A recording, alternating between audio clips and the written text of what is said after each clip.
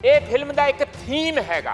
ਦੱਸੋ ਇਹਦੇ ਵਿੱਚ ਕਿਹੜੀ ਦੇਸ਼ ਨੂੰ ਚੁਣੌਤੀ, ਕਿਹੜੀ ਗਵਰਨਮੈਂਟ ਆਫ ਇੰਡੀਆ ਨੂੰ ਚੁਣੌਤੀ, ਕਿਹੜੀ ਲਾਅ ਐਂਡ ਆਰਡਰ ਨੂੰ ਚੁਣੌਤੀ ਹੈ। ਇੱਕ ਕਾਲਾ ਦੌਰ ਆ ਜਿਹਦੇ ਵਿੱਚ ਪੁਲਿਸ ਨੇ ਕਿਹੋ ਜਿਹਾ ਆਪਣਾ ਬਰੂਟਲ ਭਿਆਨਕ ਚਿਹਰਾ ਦਿਖਾਇਆ। ਉਦੋਂ ਪ੍ਰਮੋਸ਼ਨਾਂ ਲੈਣ ਲਈ, ਤਰੱਕੀਆਂ ਲੈਣ ਲਈ ਨੌਜਵਾਨਾਂ ਨੂੰ ਘਰਾਂ ਤੋਂ ਫੜ ਕੇ ਮਾਰਿਆ। ਇਹ ਉਹਦੀ ਇੱਕ ਬੜੀ ਹੀ ਦਰਦਨਾਕ ਗਾਥਾ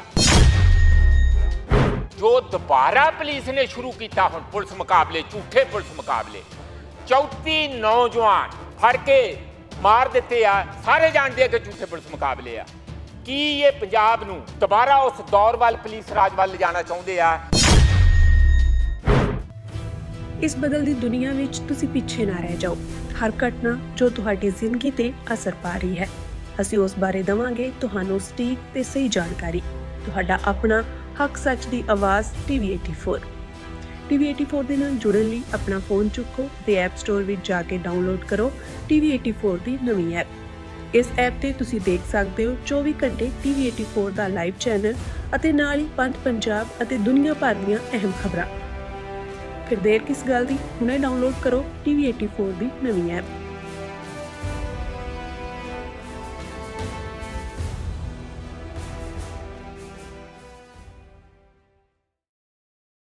ਅੱਜ ਤੋਂ ਸਾਲ ਡੇਢ ਸਾਲ ਪਹਿਲਾਂ ਉਹਨਾਂ ਨੇ ਇੱਕ ਕਲੋਜ਼ ਰੂਮ ਦੇ ਵਿੱਚ ਇਹ ਫਿਲਮ ਸਾਨੂੰ ਦਿਖਾਈ ਸੀ, ਔਰ ਉਹ ਫਿਲਮ ਤੋਂ ਬਾਹਰ ਆ ਕੇ ਦੇਖਣ ਤੋਂ ਬਾਅਦ 15 ਮਿੰਟ ਤੁਹਾਨੂੰ ਕੁਝ ਨਹੀਂ ਦਿਖਦਾ।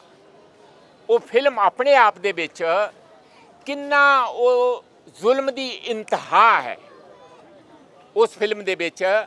ਔਰ 25,000 ਲੋਕ ਲਾਪਤਾ ਹੋ ਗਏ, ਜਿਹਦੇ ਵਿੱਚ ਜੋ ਹਿਊਮਨ ਰਾਈਟਸ ਐਕਟਿਵਿਸਟ ਜਿਹੜੇ ਇਸ ਫਿਲਮ ਦੇ ਦਲਜੀਤ ਸਿੰਘ ਦੋਸਾਂਝ ਹੀਰੋ ਦੇ ਤੌਰ ਤੇ ਜਸਵੰਤ ਸਿੰਘ ਖਾਲੜਾ ਨੂੰ ਪੇਸ਼ ਕੀਤਾ ਗਿਆ ਆ, ਔਰ ਉਹ ਖੁਦ ਉਹਨਾਂ ਨੂੰ ਉਠਾ ਕੇ ਲੈ ਗਏ ਸਤੰਬਰ 1995 ਦੇ ਵਿੱਚ। ਬਾਅਦ ਵਿੱਚ ਉਹ ਵੱਖਰੀ ਗੱਲ ਹੈ ਕਿ ਇਹ ਮਾਮਲਾ ਇੰਟਰਨੈਸ਼ਨਲ ਬਣਿਆ, ਔਰ ਉਸ ਇੰਟਰਨੈਸ਼ਨਲ ਮਾਮਲੇ ਬਣਨ ਤੋਂ ਬਾਅਦ ਭਾਰਤ ਸਰਕਾਰ ਤੇ ਦਬਾਅ ਬਣਿਆ, ਔਰ ਉਹਦੇ ਵਿੱਚ high court, supreme court, CBI ਸਾਰਿਆਂ ਨੂੰ ਐਕਟਿਵ ਹੋ ਕੇ ਜਿਨ੍ਹਾਂ ਨੇ ਖਾਲੜਾ ਦਾ ਅਸੀਂ ਕਹਾਂਗੇ ਹੱਤਿਆ ਕੀਤੀ, 6 ਬੰਦਿਆਂ ਨੂੰ ਉਮਰ ਕੈਦ ਜਿਹੜੀ ਹੋਈ। ਇਹ ਫਿਲਮ ਦਾ ਇੱਕ ਥੀਮ ਹੈਗਾ। ਦੱਸੋ ਇਹਦੇ ਵਿੱਚ ਕਿਹੜੀ ਦੇਸ਼ ਨੂੰ ਚੁਣੌਤੀ, ਕਿਹੜੀ ਗਵਰਨਮੈਂਟ ਆਫ ਇੰਡੀਆ ਨੂੰ ਚੁਣੌਤੀ, ਕਿਹੜੀ ਲਾਅ ਐਂਡ ਆਰਡਰ ਨੂੰ ਚੁਣੌਤੀ ਹੈ। ਇੱਕ ਕਾਲਾ ਦੌਰ ਆ ਜਿਹਦੇ ਵਿੱਚ ਪੁਲਿਸ ਨੇ ਕਿਹੋ ਜਿਹਾ ਆਪਣਾ ਬਰੂਟਲ ਭਿਆਨਕ ਚਿਹਰਾ ਦਿਖਾਇਆ। ਉਦੋਂ ਪ੍ਰਮੋਸ਼ਨਾਂ ਲੈਣ ਲਈ, ਤਰੱਕੀਆਂ ਲੈਣ ਲਈ ਨੌਜਵਾਨਾਂ ਨੂੰ ਘਰਾਂ ਤੋਂ ਫੜ ਕੇ ਮਾਰਿਆ। ਇਹ ਉਹਦੀ ਇੱਕ ਬੜੀ ਹੀ ਦਰਦਨਾਕ ਗਾਥਾ। ਜੇ ਮੇਰੇ ਮਨ ਵਿੱਚ ਇੱਕ ਪੈਰਲਲ ਉਹੋ ਜਿਹਾ ਸੀਨ ਆਉਂਦਾ ਆ, ਉਹ ਜਿਊਜ਼ ਦਾ 2000 ਜਿਹੜਾ ਸੈਕੰਡ ਵਰਲਡ ਵਾਰ ਦੇ ਦੌਰਾਨ ਜੋ ਉਹਨਾਂ ਨਾਲ ਹੋਇਆ, ਜਾਂ ਜੋ ਗਾਜ਼ਾ ਦੇ ਵਿੱਚ ਪੈਲਸਟੀਨੀਅਨ 73-74 ਹਜ਼ਾਰ ਲੋਕਾਂ ਨੂੰ ਕੋਲਡ ਬਲੱਡਡ ਮਰਡਰ ਕੀਤੇ ਗਏ, ਬੱਚਿਆਂ ਦੇ, ਔਰਤਾਂ ਦੇ, ਖਾਣੇ ਤੋਂ ਭੁੱਖ ਵਿੱਚ ਵਿਲਕ ਰਹੇ ਬੱਚਿਆਂ ਨੂੰ ਗੋਲੀਆਂ ਨਾਲ ਮਾਰਿਆ। ਔਰ ਉਹੋ ਜਿਹਾ ਇੱਕ ਤੁਹਾਨੂੰ ਦੇਖਣ ਨੂੰ ਇਹੋ ਜਿਹੇ ਸੀਨ ਜਾਂ ਇਹੋ ਜਿਹਾ ਤੁਹਾਨੂੰ ਮਿਲਦਾ ਹੈਗਾ। ਇਸ ਫਿਲਮ ਤੋਂ ਇੱਕ ਮੈਸੇਜ ਮਿਲਦਾ ਕਿ ਜੋ ਪੰਜਾਬ ਦੀ ਧਰਤੀ ਤੇ ਹੋਇਆ ਉਹ ਦੁਬਾਰਾ ਨਾ ਹੋਏ। ਮੈਂ ਇੱਕ ਗੱਲ ਕਹਿ ਕੇ, ਬਹੁਤ ਸਾਰੇ ਡਾਕਟਰ ਸਾਹਿਬ ਆਏ ਆ, ਹੋਰ ਬਹੁਤ ਸਾਰੇ ਸੱਜਣ, ਢਿੱਲੋਂ ਸਾਹਿਬ ਆਏ ਆ, ਉਹ ਆਪੋ ਆਪਣੀ ਗੱਲ ਇੱਥੇ ਰੱਖਣਗੇ। ਸਾਡੇ ਕੋਲ ਕੋਈ ਬਹੁਤਾ ਮਾਈਕ ਦਾ ਸਿਸਟਮ ਤੇ ਪ੍ਰੋਪਰ ਨਹੀਂ ਹੁੰਦਾ, ਪਰ ਆਪਾਂ ਇਸ ਤਰੀਕੇ ਨਾਲ ਫਿਰ ਵੀ ਆਪਣਾ ਪ੍ਰੋਟੈਸਟ ਰਜਿਸਟਰ ਕਰਾਉਣਾ ਚਾਹੁੰਦੇ ਹਾਂ ਕਿ ਜੋ ਸਰਕਾਰ ਕਰ ਰਹੀ ਆ, ਜਿਵੇਂ 2 ਦਿਨ ਫਿਲਮ ਚਲਾ ਕੇ ਵਿਦਡਰਾ ਕਰ ਲਿਆ, ਸਾਨੂੰ ਇਹ ਮਨਜ਼ੂਰ ਨਹੀਂ ਹੈ। ਇਸ ਲਈ ਮੈਂ ਤੇ ਇਹੀ ਗੱਲ ਕਹੂੰਗਾ ਕਿ ਜੋ ਦੁਬਾਰਾ ਪੁਲਿਸ ਨੇ ਸ਼ੁਰੂ ਕੀਤਾ ਹੁਣ ਪੁਲਿਸ ਮੁਕਾਬਲੇ, ਝੂਠੇ ਪੁਲਿਸ ਮੁਕਾਬਲੇ, 34 ਨੌਜਵਾਨ ਫੜ ਕੇ ਮਾਰ ਦਿੱਤੇ ਆ। ਸਾਰੇ ਜਾਣਦੇ ਆ ਕਿ ਝੂਠੇ ਪੁਲਿਸ ਮੁਕਾਬਲੇ ਆ।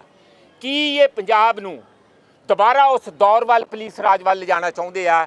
ਇਹ ਇੱਕ ਬਹੁਤ ਵੱਡਾ ਖਤਰਾ ਆ, ਔਰ ਸਾਨੂੰ ਅਹਿਦ ਕਰਨਾ ਚਾਹੀਦਾ ਐਕਟਿਵਿਸਟਾਂ ਨੂੰ, ਹੋਰਨਾਂ ਨੂੰ, ਕਿ ਇਹ ਫਿਲਮ ਵੱਧ ਤੋਂ ਵੱਧ ਪੰਜਾਬ ਦੇ ਵਿੱਚ, ਖਾਸ ਕਰਕੇ ਨੌਜਵਾਨ ਜਿਹੜੇ 91 ਤੋਂ ਬਾਅਦ ਦੇ ਸਾਰੇ ਪੈਦਾ ਹੋਏ ਆ, ਉਹ ਦੇਖਣ ਤੇ ਸਿੱਖਣ ਕਿ ਪੰਜਾਬ ਦੀ ਧਰਤੀ ਨੇ ਕਿੰਨੇ ਗੱਭਰੂਆਂ ਨੂੰ ਸ਼ਹੀਦੀ ਦੇ ਵਿੱਚ ਸ਼ਹੀਦ ਕਰਵਾਇਆ ਆ।